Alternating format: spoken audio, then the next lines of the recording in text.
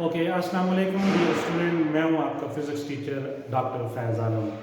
Today we are going to discuss some applications of a laser. This is almost fourth lecture on laser.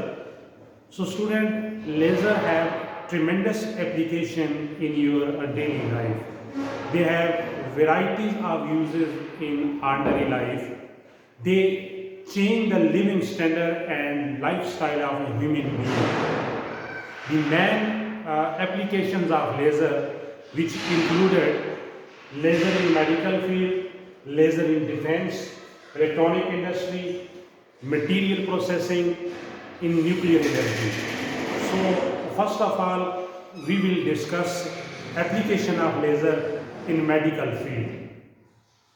तो medical field में laser की जो applications हैं उनको समझने के लिए मैंने एक छोटा सा कॉलम बनाया है, जिसमें एक साइड पे मैंने टाइप ऑफ द लेज़र को अनाउंस किया है, रिटन लिख भी दिया है, और राइट साइड पे इस लेज़र टाइप को यूटिलाइज करते हुए जो प्रॉपर फील्ड है कि फ़लाँ लेज़र मेडिकल की जिस फील्ड में जिस पर्पज़ के लिए जिस मकसद के लिए यूज़ किया जा रहा है वो लिख दी है कि ये क्या हो सकती है।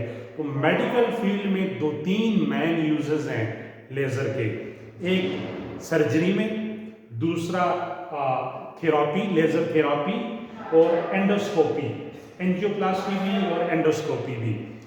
अब सर्जरी में याद रख लें डियर स्टूडेंट, सबसे जो sensitive part of human body है वो आई है, ह्यूमन डिटेक्टर आई। आई में जो आई सर्जरी की जाती है थ्रू लेज़र, जो हमारा रेटिना होता है, रेटिना की बैक साइड पे एक वेरी स्मॉल थिकनेस वाली एक स्ट्रिप होती है, ये सम टाइम डिटैच्ड हो जाती है, जिसे कहते हैं टेढ़ापन, टेढ़ा रेटिना। तो ये क्योंकि इसकी थिकनेस जो है जिस तरह अंडे की झिल्ली होती है ऐसी होती है, तो डिटैच रेटिना को सीधा करने के लिए एक small low power laser pulse उस पर फाल की जाती है बड़ी एक्यूरेट मैनर के साथ। वो तो यूं डिटैच रेटिना जो है वो अपनी ओरिजिनल पोजीशन में आ जाता है। आमतौर पे जो शुगर पेशेंट होती हैं, शुगर पेशेंट के साथ ये मसाइल क्रिएट होती हैं कि उनका आई साइट का प्रॉब्लम जो है रेटिना के अंदर डिटैचमेंट आ जाती है। तो ये एक आई सर्जरी इसमें यूटिलाइज हो गया लेज़र। अब दूसरा लेज़र लिथोट्रिप्सी। लेज़र लिथोट्रिप्सी जो है, जैसे किडनी स्टोन को डिस्ट्रॉय किया जाता है, कैंसरियस सेल्स को डिस्ट्रॉय किया जाता है।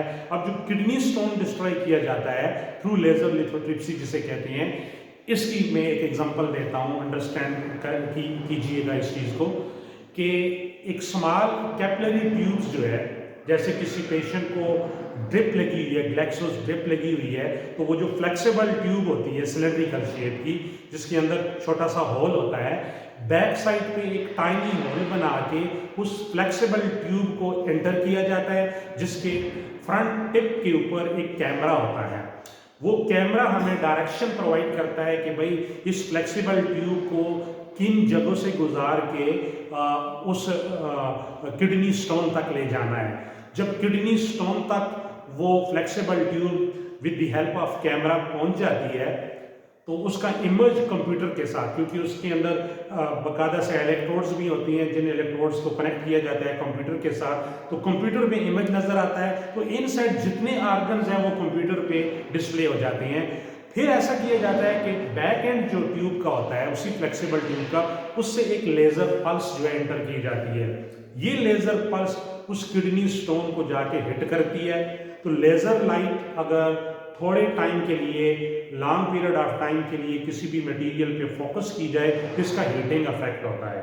तो ये उस किडनी स्टोन को, जो कि कैल्शियम हो सकता है, कैल्शियम ऑक्सलेट हो सकता है, सल्फर हो सकता है, फास्फोरस हो सकता है, उसको वेपोराइज करती है या उसको डिफरेंट छोटे छोटे पीसेस में डिस्पर्स कर देती है। तो इस तरह एक हैवी किडनी स्टोन जो है वो डिस्पर्स होके छोटे छोटे पाउडर फॉर्म में कन्वर्ट होता है और यूरिनल ट्रैक के थ्रू जो है वो रिलीज हो जाता है। ये लेज़र लिथोट्रिप्सी है। इसी तरह जो कैंसरियस सेल्स होते हैं, कैंसरियस सेल्स जो है वहाँ पर लेज़र पल्स फाल की जाती है और उन कैल्शियस सेल्स को, जो इन्फेक्शनेबल सेल्स हैं, उनको डिस्ट्रॉय किया जाता है, या जिस कैपिलरी से या जिस ऑर्गन्स में वो कैल्शियस सेल्स मौजूद हैं उसको स्टिचिंग के थ्रू ब्लॉक कर दिया जाता है।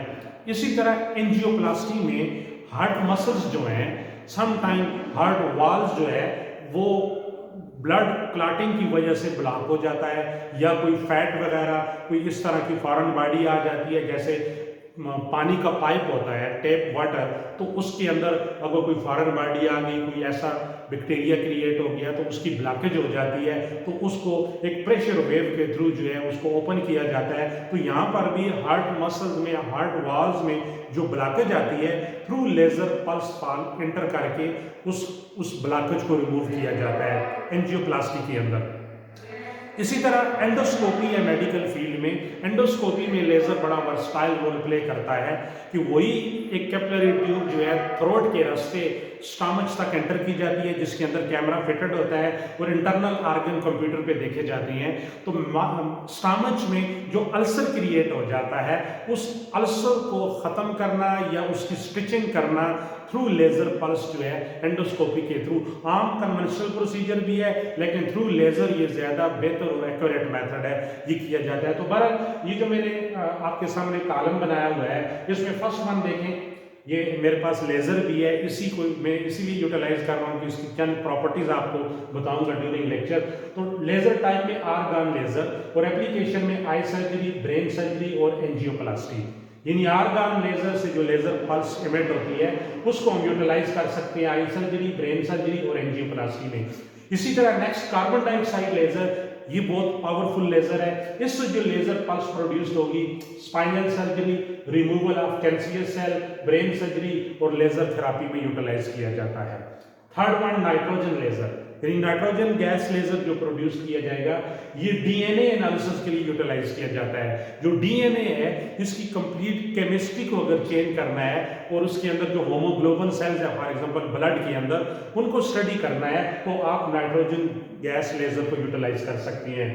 और जो बहुत कम पावर वाला लेजर है हीलियम नियॉन गैस लेजर, इसको यूटिलाइज करके लेजर लिथोट्रिप्सी, ये जो किडनी स्टोन को डिस्ट्रॉय करना या उसको रिमूव करना, तो उसमें हीलियम नियॉन लेजर जो यूटिलाइज होता है। इसी तरह CO2 लेजर जो है डेंटिस्ट्री में, डेंटिस्ट की फील्ड में, यानी डेंटिस्ट हजरात जो हैं दांत के अंदर जो प्लेको होता है उस प्लेको को रिमूव करना हो तो CO2 लेजर से जो पल्स लेजर है वो टीथ के प्लेको पे फाल की जाती है और उस प्लेको को कंप्लीटली रिमूव किया जाता है।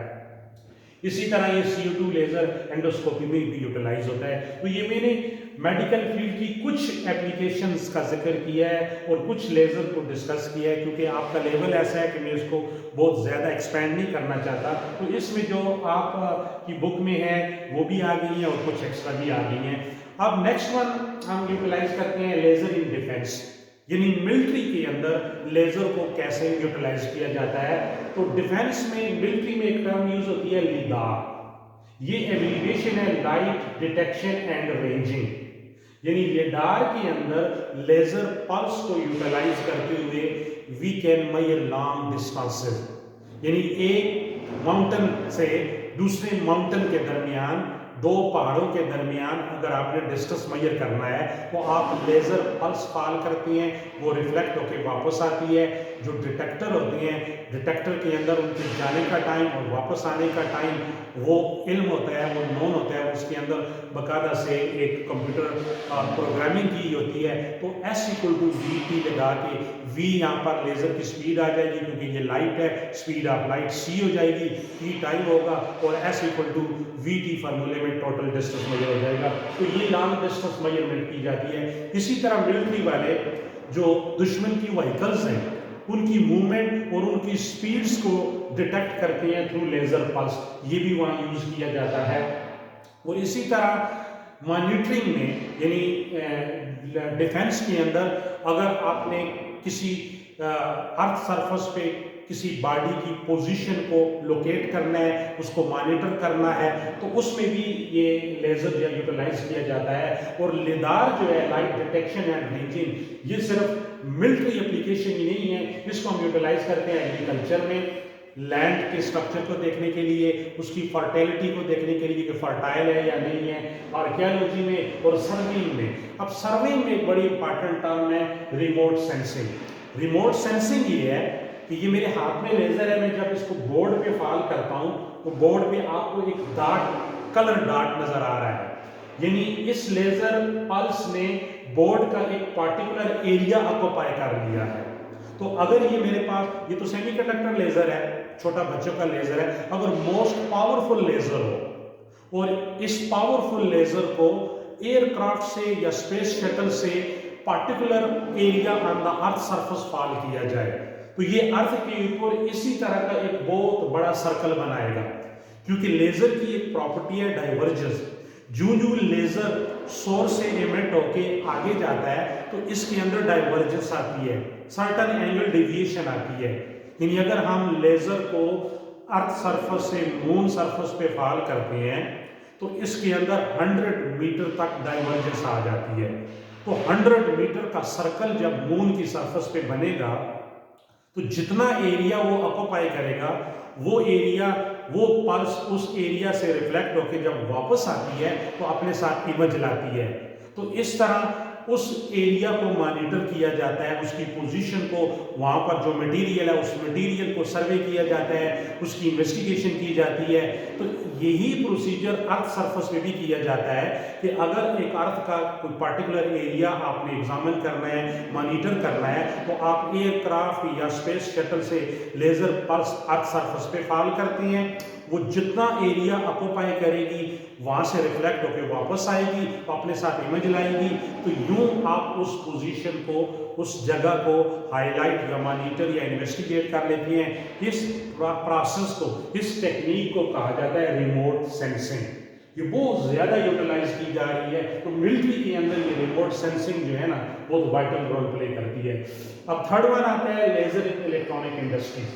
इलेक्ट्रॉनिक इंडस्ट्री में एक सबसे इंपॉर्टेंट टर्म है जो बुक वाले ने डिस्कस नहीं की, फोटोलिथोग्राफी। फोटोलिथोग्राफी ये है कि सेमी कंडक्टर वेफर्स के ऊपर जो फाइन पैटर्न बनाए जाते हैं, इसे फोटोलिथोग्राफी कहा जाता है। आमतौर पे आपने देखा होगा कि सिम कार्ड जो होता है, ये जो मेमोरी कार्ड जो होता है, इसके ऊपर छोटी छोटी लाइनें बनी होती हैं, यानी इसके अंदर सर्किट्स होती हैं, आईसी इंटीग्रेटेड चिप्स होती हैं। बिल्कुल इसी तरह के फाइन पैटर्न हम सेमीकंडक्टर के ऊपर बनाते हैं। इस टेक्निक को फोटोलिथोग्राफी कहा जाता है। इसी तरह इलेक्ट्रॉनिक इंडस्ट्री में सुपरमार्केट स्कैनर या बारकोड स्कैनर्स, जिनको यूपीसी भी कहते हैं, यूपीसी एब्रिविएशन है यूनिवर्सल प्रोडक्ट कोड।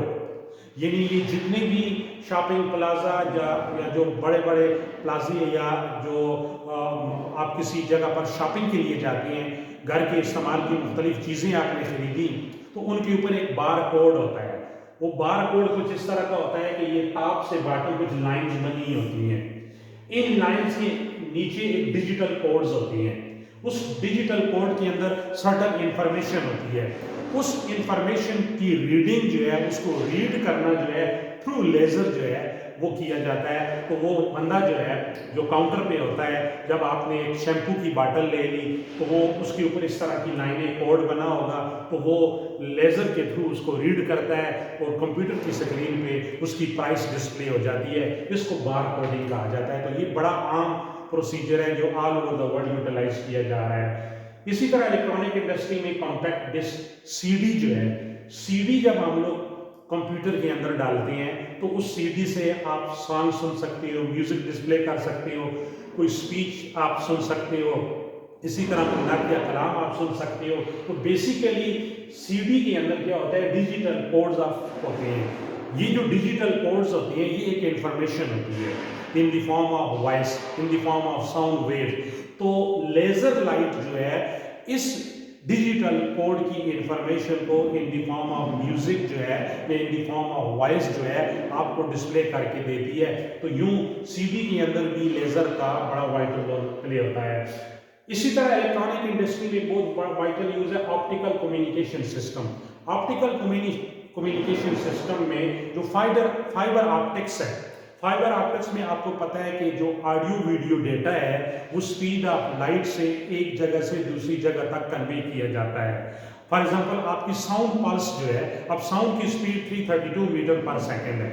अब इसको एक जगह से दूसरी जगह जाने के लिए बहुत लॉन्ग टाइम चाहिए, तो हम फाइबर ऑप्टिक्स को यूटिलाइज करके सबसे पहले साउंड पल्स को कन्वर्ट करते हैं इलेक्ट्रिकल ऑसिलेशंस में, इलेक्ट्रिकल सिग्नल में कन्वर्ट करते हैं। ये इलेक्ट्रिकल सिग्नल सेमीकंडक्टर लेजर पे फॉल करता है तो इलेक्ट्रिकल एनर्जी लाइट एनर्जी में कन्वर्ट हो जाती है। तो यूं आपका साउंड पल्स जो है वो लाइट की स्पीड के साथ एक जगह से दूसरी जगह पर सिग्नल ट्रांसमिट करेगा, यानी वही 332 मीटर पर सेकंड स्पीड वाली साउंड जो है 3 लाख किलोमीटर पर सेकंड की स्पीड से आगे जा रही है। तो आपका जो ऑडियो वीडियो सिग्नल है वो रिसीवर एंड पे जाके दोबारा उस लाइट पल्स को इलेक्ट्रिकल पल्स में कन्वर्ट किया जाता है और आपको ऑडियो वीडियो डेटा मिलता है, जिसे कहते हैं ऑप्टिकल कम्युनिकेशन सिस्टम, जिसमें इंफ्रारेड रेंज में जो सेमीकंडक्टर लेजर है वो यूटिलाइज किया जाता है। ये इसकी इलेक्ट्रॉनिक इंडस्ट्री में यूटिलाइज होने वाली यूज होने वाली एप्लीकेशन थी। अब इसी तरह जो मटेरियल प्रोसेसिंग है, ये जो नॉर्मल इंडस्ट्री है मैकेनिकल इंडस्ट्री, उसमें भी लेजर की बड़ी वर्सटाइल किस्म की एप्लीकेशन है, जैसे ड्रिलिंग होगी, कटिंग होगी, वेल्डिंग होगी। अब जिस तरह हार्ड आर्म ड्रिलिंग के लिए हम लोग ड्रिल मशीन यूज करते हैं, कंक्रीट वाल हो गया, कोई पत्थर हो गया, मार्बल हो गया, लेकिन अगर डायमंड है, डायमंड बड़ा हार्ड मटेरियल है, इसके अंदर ड्रिलिंग करनी है तो फाइन लेजर पल्स जो है एक जगह पर फोकस की जाती है और उसके अंदर बड़ा एक्यूरेट फाइन होल बन जाता है, ड्रिलिंग बन जाती है। तो क्योंकि लेजर की ये प्रॉपर्टी है कि जब भी इसको किसी मटेरियल के ऊपर फॉल करते हैं ये उसको वेपोराइज हीट अप करने के बाद वेपोराइज कर देता है, तो पार्टीशन हो जाती है। तो ड्रिलिंग भी हो सकती है और कटिंग भी हो सकती है। जैसे डायफ्रैक्शन ग्रेटिंग है, डायफ्रैक्शन ग्रेटिंग के ऊपर हम यूनिट लेंथ पे 1 सेंटीमीटर लेंथ वाली ग्रेटिंग प्लेट के ऊपर टॉप से बॉटम 3000 से 4000 लाइंस इनग्रेव्ड करती हैं, बनाती हैं। तो फिर इस मकसद के लिए एक फाइन एज वाला नाइफ एज की शक्ल का या तो कोई कटर चाहिए, वो फिजिकली बड़ा मुश्किल है। तो लेजर बीम जो है, फाइन लेजर बीम जो है डायफ्रैक्शन ग्रेटिंग के ऊपर ये टॉप से बॉटम लाइन बनाती हैं, उसके अंदर पार्टीशन हो जाती है, तो आपको डायफ्रैक्शन ग्रेटिंग प्लेट मिल जाती है। तो कटिंग में आप दो हिस्सों में डिवाइड भी कर सकते हो, और इसी तरह वेल्डिंग में ये होता है कि 2 डिफरेंट पार्ट्स को सिंगल यूनिट में कन्वर्ट करना, यानी मेटल्स के 2 ऐसे पार्ट्स जिनको आप ज्वाइंट करना चाहते हो into a single unit, laser pulse fall की जाती है। वो दोनों मेटल्स जो हैं एंड पॉइंट पे, बाउंड्री पे वो हीटअप होती हैं। हीटअप होने के बाद उनके मेल्टिंग पॉइंट तक जब आप लोग लेजर पल्स को इतने टाइम तक आपने उसके ऊपर फॉल किए रखना है कि जब तक वो मेल्टिंग पॉइंट तक ना पहुंच जाए। जब वो दोनों मेल्ट हो जाएंगी आपस में, वो एक बॉन्ड बना लेती हैं, बॉन्ड बनने के बाद वो सिंगल यूनिट बन जाती है। इसे वेल्डिंग कहते हैं, लेजर वेल्डिंग। तो ये मैकेनिकल इंडस्ट्री में इसकी एप्लीकेशन है। इसी तरह लेजर न्यूक्लियर एनर्जी में बड़ा वाइटल रोल प्ले करता है। इसकी 2 यूजेस मैंने रखी हैं, सेपरेशन ऑफ आइसोटोप यानी न्यूक्लियर फिशन और न्यूक्लियर फ्यूजन में। अब न्यूक्लियर फिशन में ऐसा होता है कि यूरानियम के 3 आइसोटोप है, 92 to 38, 92 to 35, 92 to 34। अब तीनों आइसोटोप को देखें तो इनके न्यूक्लियस में प्रोटॉन की तादाद सेम है 92, लेकिन न्यूट्रॉन डेंसिटी, न्यूट्रॉन की तादाद डिफरेंट है। तो जब तीनों आइसोटोप्स में न्यूक्लियस के अंदर न्यूट्रॉन की तादाद चेंज है, तो न्यूक्लियस के अंदर न्यूक्लियंस ने अपने आप को पार्टिकुलर एनर्जी स्टेट्स के अंदर अरेंज किया हुआ होता है। जब न्यूट्रॉन की तादाद चेंज होगी तो न्यूक्लियर एनर्जी भी चेंज हो जाएगी, यानी न्यूक्लियर के अंदर जो ऑर्बिट्स हैं उन ऑर्बिट की पोजीशन ओरिएंटेशन भी चेंज होगी, उनके सब एनर्जी लेवल्स भी चेंज हो जाएंगे। तो अब हर एनर्जी लेवल का किसी भी आने वाले लाइट को एब्जॉर्ब करना, यानी पार्टिकुलर वेवलेंथ को एब्जॉर्ब करना डिपेंड करता है कि उसके अंदर अवेलेबल नंबर ऑफ प्रोटॉन्स या न्यूट्रॉन्स कितने हैं। तो जब आपके पास न्यूक्लियर एनर्जी की स्टेट्स चेंज हुई है, तो अब आप उस न्यूक्लियर एनर्जी के ऊपर अगर लेजर पल्स फॉल करेंगे तो हर प्रोटॉन और neutron according to their particular wavelength आने वाली लेजर पल्स को क्या करेगा, एब्जॉर्ब करेगा। तो हम इस तरीके से क्या करते हैं कि डिफरेंट आइसोटोप के ऊपर लेजर पल्स पाल करके उसके एब्जॉर्प्शन स्पेक्ट्रा को स्टडी करते हैं।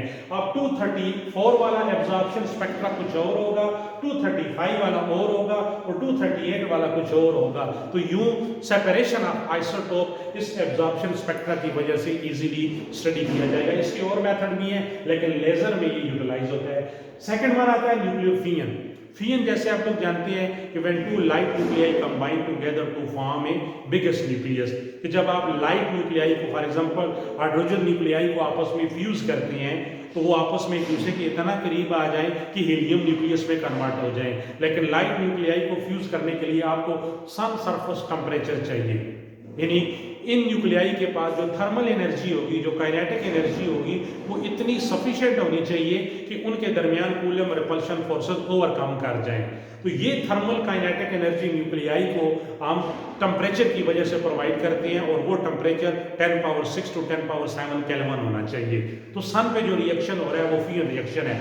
अब अर्थ सरफेस पे कंट्रोलेबल फिजन रिएक्शन बनाने में लेजर बड़ा वाइटल रोल प्ले करता है, यानी हाई पावर लेजर को, इसे कहते हैं लेजर कन्फाइनमेंट टेक्निक, कि हाई पावर लेजर को अगर हाइड्रोजन न्यूक्लियाई पे फॉल किया जाए तो ये लेजर इतनी सफिशिएंट अमाउंट ऑफ एनर्जी उनको दे देगा कि वो न्यूक्लियाई, हाइड्रोजन न्यूक्लियाई लेजर से ये एनर्जी लेंगे, गेन करेंगे और उनकी काइनेटिक एनर्जी इतनी सफिशिएंट हो जाएगी कि उनके दरमियान कूलम रिपल्शन बैरियर ब्रेकअप होगा और वो आपस में आके फ्यूज टुगेदर हो जाएंगे और एक बिगेस्ट न्यूक्लियस बनाएंगे। तो इस तरह न्यूक्लियर फिजन का प्रोसेस अर्थ सरफेस पे कंट्रोल किया जा सकता है। इसकी सेवरल अटेम्प्ट की गई हैं। न्यूक्लियर फिजिक्स का जो लास्ट टॉपिक होगा न्यूक्लियर फिजन, उसमें मैं इसकी डिटेल बताऊंगा कि ये क्या होता है। यहाँ आप सिर्फ ये याद रख लें। इसके अलावा एक और बड़ी वर्सटाइल किस्म की एप्लीकेशंस है होलोग्राम। ये होलोग्राफी से है। होलोग्राम बेसिकली 3 डायमेंशनल इमेजेस होती हैं।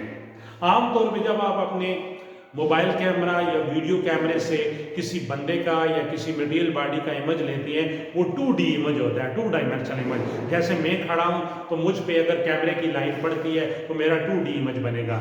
लेकिन आपने अक्सर देखा होगा कि पूरी दुनिया में जो कंसर्ट कॉन्फ्रेंसेस होती हैं, कोई लाइव मैचेस होती हैं, फॉर एग्जाम्पल कोई USA का प्रेसिडेंट स्पीच कर रहा है तो आपने देखा होगा कि वो बंदा उधर फॉर एग्जांपल व्हाइट हाउस में बैठे या खड़े स्पीच कर रहा है तो उसकी स्पीच को ऑल ओवर द वर्ल्ड जो है लोग शहरों के अंदर मुख्तलिफ बिल्डिंग्स की दीवारों के ऊपर डिस्प्ले कर रहे होती हैं। तो ये 3D इमेज होता है जो बंदा बैठा हुआ है अमेरिका में और यहाँ पाकिस्तान में इस्लामाबाद में एक शहर की बिल्डिंग है, बहुत ताल बिल्डिंग है, उस बिल्डिंग के ऊपर वही प्रेसिडेंट ऑफ USA जो है वो स्पीच करते दिखाई दे रहा है। तो बेसिकली होलोग्राम 3 डायमेंशनल इमेजेस हैं और इसमें जो टेक्निक यूज होती है वो इंटरफेरेंस टेक्निक है, इंटरफेरेंस ऑफ लाइट, यानी मेरे ऊपर लेजर पल्स पड़ती है और रिफ्लेक्ट होकर सामने स्क्रीन पे जाती है। तो रिफ्लेक्टेड रेज जब स्क्रीन पे जाती हैं आपस में सुपरपोजिशन करती हैं, डॉट्स बनती हैं, उन डॉट्स को स्क्रीन पे कलेक्ट किया जाता है तो मेरा हूबहू इमेज सामने दीवार वाली स्क्रीन पे बन जाएगा। अब इधर मेरे पास अगर ये स्किन कलर का मैंने कोट पहना हुआ है तो आपको जो स्क्रीन पे इमेज मिला है मेरा ही इमेज, आप उसमें डिफरेंट कलर डाल करके मेरे कोट का कलर चेंज कर सकते हो। तो हूबहू, यानी बाज ड्रामों में और मूवीज के अंदर एक ही आर्टिस्ट जो डबल रोल प्ले कर रहा होता है, यानी एक ही बंदा आमने सामने अपने ही शक्ल सूरत के बंदे के साथ गुफ्तगू कर रहा है, तो ये 3D इमेज होता है। इसको होलोग्राम या होलोग्राफी कहते हैं। ये यूं भी यूटिलाइज किया जाता है और इसके अलावा कैंसरस ट्यूमर्स को inside the human body detect करने के लिए भी होलोग्राम इमेजेस लिए जाती हैं। तो डियर स्टूडेंट, ये जो है एप्लीकेशंस थी। आप अपनी बुक को, लिटरेचर को सर्वे करें, उसमें जितनी भी थी वो मैंने अनाउंस कर दी है, कुछ एक्स्ट्रा भी बता दिए जानबूझ के। इसके अलावा और भी हैं। तो एनीहाउ मैंने स्टार्ट में कहा था कि laser has change the life style of human, कि इसकी बड़ी वर्सटाइल एप्लीकेशन होने की वजह से इसने लिविंग स्टैंडर्ड को चेंज कर दिया है। सी यू अगेन।